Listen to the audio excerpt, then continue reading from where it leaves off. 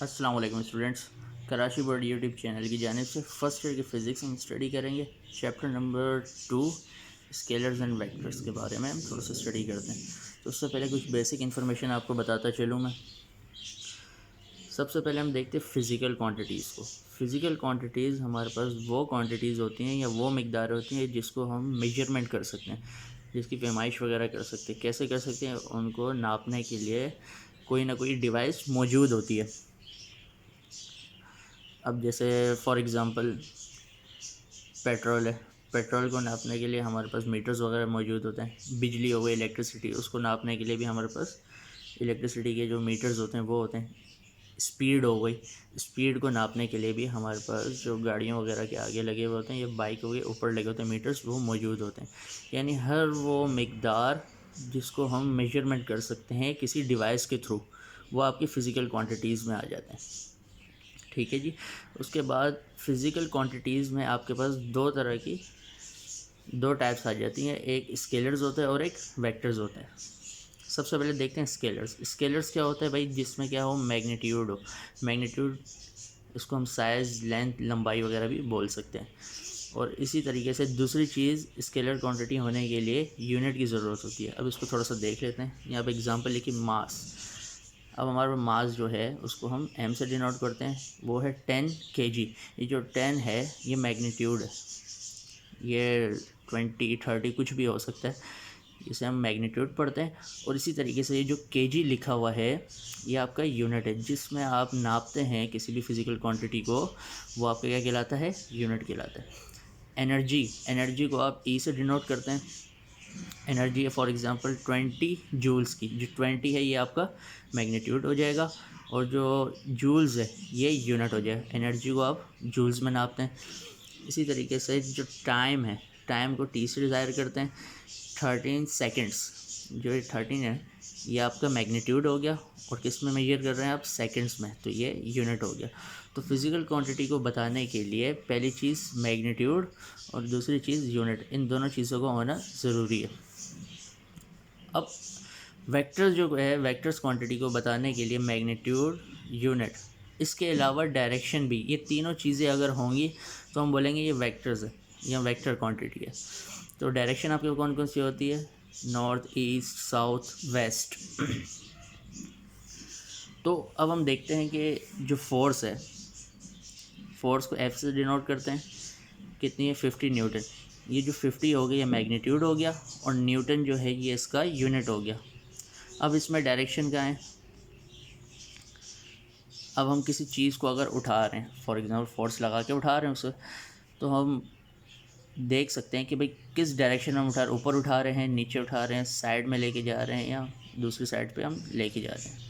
तो इसमें डायरेक्शन आ गई, तो इसको बताने के लिए डायरेक्शन की ज़रूरत पड़ेगी। इसी तरीके से डिस्प्लेसमेंट, यानी आपका फासला, उसको ऐसे ज़ाहिर करेंगे। और 100 मीटर्स है, 100 जो है वो आपका मैग्नीट्यूड हो गया, और ये जो है मीटर्स, ये यूनिट हो गया। अब कोई अगर बंदा फ़ासला तय करके आ रहा है 100 मीटर, आप उससे पूछ सकते हैं कि भाई कहाँ से आ रहे हैं फ़ासला तय करके। कहाँ का मतलब डायरेक्शन, तो इसको बताने के लिए डायरेक्शन की भी ज़रूरत पड़ेगी। तो जो फोर्स और डिस्प्लेसमेंट ये हमारे वेक्टर क्वांटिटी में आ जाता है।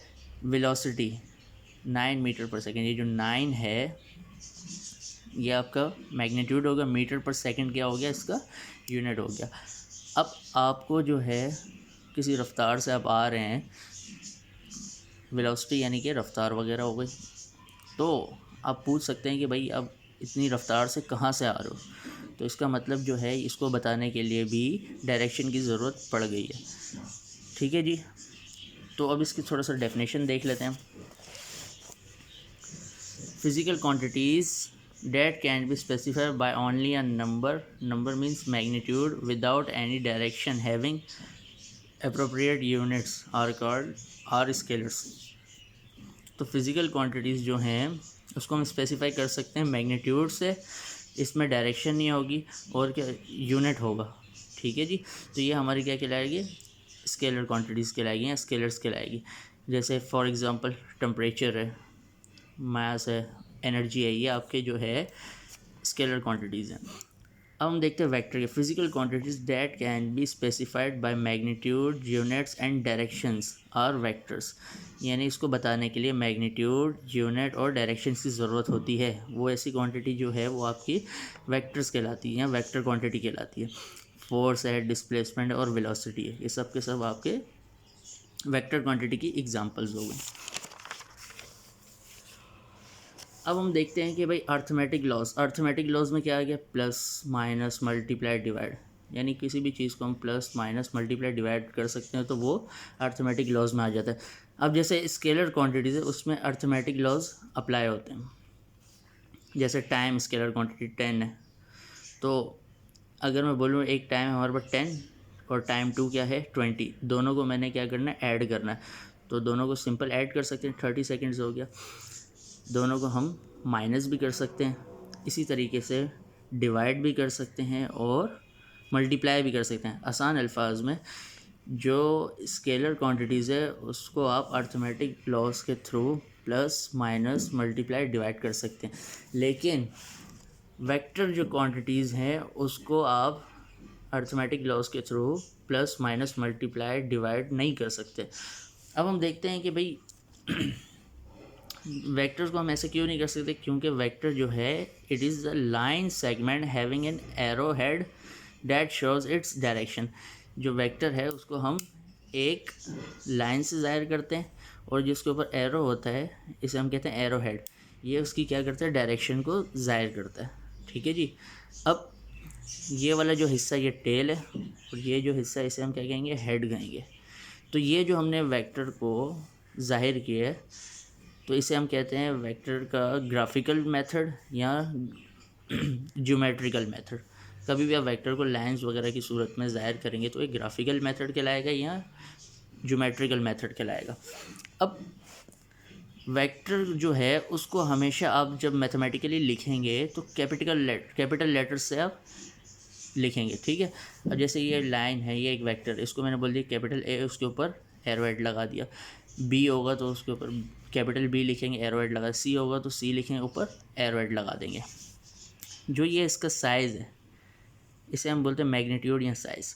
इसको आप कैसे मैथमेटिकली लिखेंगे, ऐसे भी लिख सकते हैं मोड के अंदर, या सिंपल ए भी लिख सकते हैं, या इसको आप थोड़ा सा डार्क करके बोल्ड करके लिख सकते हैं। तो इसका मतलब ये इसके साइज़ की बात हो रही है। डायरेक्शन, वेक्टर की डायरेक्शन, जैसे वेक्टर ए है तो इसकी डायरेक्शन स्मॉल ए से ज़ाहिर करेंगे, ऊपर एक कैप लगा देंगे आप छोटा सा। अगर बी होगा तो आपने क्या किया, बी लिखा, ऊपर छोटा सा एक कैप लगा दिया, इसकी डायरेक्शन को बताएगा। सी है तो आपने सी लिखा छोटा और ऊपर कैप लगा दिया। ये सारी इन्फॉर्मेशन आपको समझ आ गई। अब वेक्टर की कुछ टाइप्स वगैरह होती हैं, जैसे फ्री वेक्टर होता है, अ vector which can be transfer anywhere in space without changing its magnitude and direction. अब वेक्टर ए है, इसको मैं थोड़ा फ्री करूँगा, ये फिक्स होता है। ठीक है। इसको फ्री करके मैं बिल्कुल नीचे लेके आ सकता हूँ, इसी तरीके से यहाँ नीचे से यहाँ पे ले जा सकता हूँ। और ये वेक्टर है, इसको मैं यहाँ से यहाँ भी ला सकता हूँ, लेकिन शर्त क्या है, उसका साइज़ यानी मैग्नीट्यूड हम जो है वही रखेंगे और इसकी डायरेक्शन इस साइड पे हम इस साइड पे नहीं बनाएंगे, जहाँ है वहीं पे डायरेक्शन इसकी रहेगी और जो इसका मैग्नीट्यूड यानी साइज़ है वो भी उतना ही रहेगा। कहीं भी हम उसको उठा के ले जा सकते हैं, लेकिन डायरेक्शन और मैग्नीट्यूड को चेंज नहीं करेंगे। तो ऐसे वेक्टर्स को हम क्या कहते हैं, फ्री वेक्टर कहते हैं। Negative vector, a vector having same magnitude of original vector but opposite in direction। अब फॉर एग्जांपल आपके पास एक वेक्टर है, वेक्टर सी, इस तरफ बना हुआ, इसकी डायरेक्शन इधर है। एक और वेक्टर है हमारे पास, लेकिन इसकी डायरेक्शन क्या है, अपोजिट है। सेम है, डायरेक्शन क्या है, अपोजिट है। तो ऐसे वेक्टर को हम क्या कहते हैं, नेगेटिव वेक्टर कहते हैं। नल वेक्टर देख लेते हैं। नल वेक्टर से पहले आपको एक छोटा सा टॉपिक पढ़ना पड़ेगा, multiplication of a vector by a number.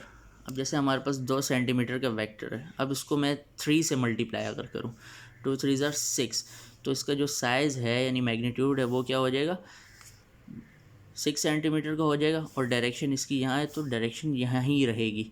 इसी तरीके से अगर हम वेक्टर को किसी नेगेटिव नंबर से मल्टीप्लाई करें, जैसे 3 सेंटीमीटर का वेक्टर है तो 3 3 = 9, तो हमें लाइन जो लगानी है यानी मैग्नीट्यूड की जो लाइन लगानी है वो कितनी लगानी पड़ेगी, 9 सेंटीमीटर की लगाई।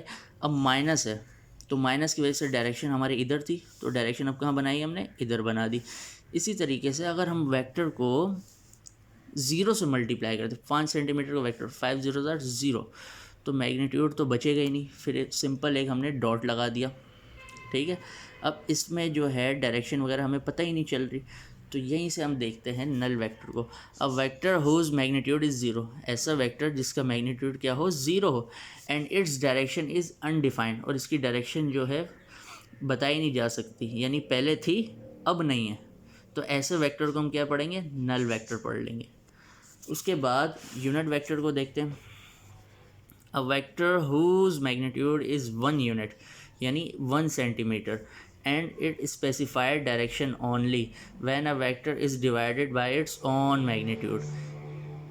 यानी इसका मतलब हुआ कि जब भी हमारे पास कोई वेक्टर डिवाइड हो रहा होता है अपने ही मैग्नीट्यूड से, यानी वेक्टर ए है, इसको हम डिवाइड करेंगे इसी के मैग्नीट्यूड से, तो वो किसके बराबर आएगा, वो यूनिट वेक्टर के बराबर आएगा। ठीक है, तो ये जो यूनिट वेक्टर है ना, ये आपके क्या करता है, डायरेक्शन को बताने के लिए इस्तेमाल किया जाता है। अब यूनिट वेक्टर जो है एक्स है, वाई है और जेड है, यानी किसी भी एक्सिस में है। ठीक है, अगर एक्स एक्सिस में है यानी इस लाइन में है, तो उसके डायरेक्शन को बताने के लिए आप इस्तेमाल करेंगे आई कैप। अगर वाई एक्सिस में है तो उसको बताने के लिए आप इस्तेमाल करोगे जे कैप। अगर जेड एक्सिस जो है हम बाहर की साइड, ऐसे बाहर तो नहीं बना सकते, तो इस वजह से हम ऐसे बना देते हैं। तो अगर कोई वेक्टर जो है जेड एक्सिस में है, उसको बताने के लिए आप के कैप इस्तेमाल करेंगे। ठीक है जी, तो ये सारा लिखा हुआ है। अब पोजीशन वेक्टर के बारे में देखते हैं। A vector which represents the position of a point with respect to a fix point. अब जैसे हमारे पास जो है एक वेक्टर है, जैसे फॉर एग्जांपल कोई चीज़ यहाँ पड़ी हुई है। अब जैसे ये मेरा घर है, अपने घर से मैं किसी जगह पे आ गया हूँ, यहाँ पे। ठीक है, तो ओरिजिन मेरा क्या है, मेरा घर ही है। यहाँ से मैं जहाँ तक आया हूँ वहाँ तक एक लाइन ड्रॉ करूँगा, मैं बोलूँगा ये मेरा पोजीशन वेक्टर है। ठीक है, ये पोजीशन वेक्टर जो है, ये आसान अल्फाज में आपके अब vector which represents the position, यानी पोजीशन को रिप्रेजेंट करता है। जिस पॉइंट पे आप होते हैं वहाँ से लेकर और जहाँ आपका ओरिजिन है, उस पोजीशन को क्या करता है, रिप्रेजेंट करता है। ठीक है, ऐसे वेक्टर को हम क्या कहते हैं, पोजीशन वेक्टर कहते हैं। अब पोजीशन वेक्टर के जो है कंपोनेंट्स है, जैसे ये अगर मैं बात करूँ, ये एक्स एक्सिस में, हम बोलेंगे पोजीशन वेक्टर का एक्स कंपोनेंट है। इसी तरीके से ये आपका वाई एक्सिस है, तो हम बोलेंगे ये पोजीशन वेक्टर का वाई कंपोनेंट है। जेड में है तो आप बोलेंगे पोजीशन वेक्टर का जेड कंपोनेंट है। The components of position vector is called coordinates. जो कंपोनेंट्स होते हैं पोजीशन वेक्टर के, इसे हम क्या कहते हैं, कोऑर्डिनेट्स कहते हैं।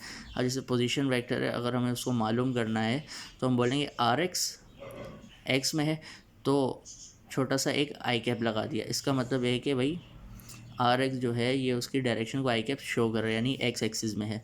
प्लस करेंगे R Y J cap plus are Z के कैप। अब मैग्नीट्यूड का फार्मूला देखते हैं भाई।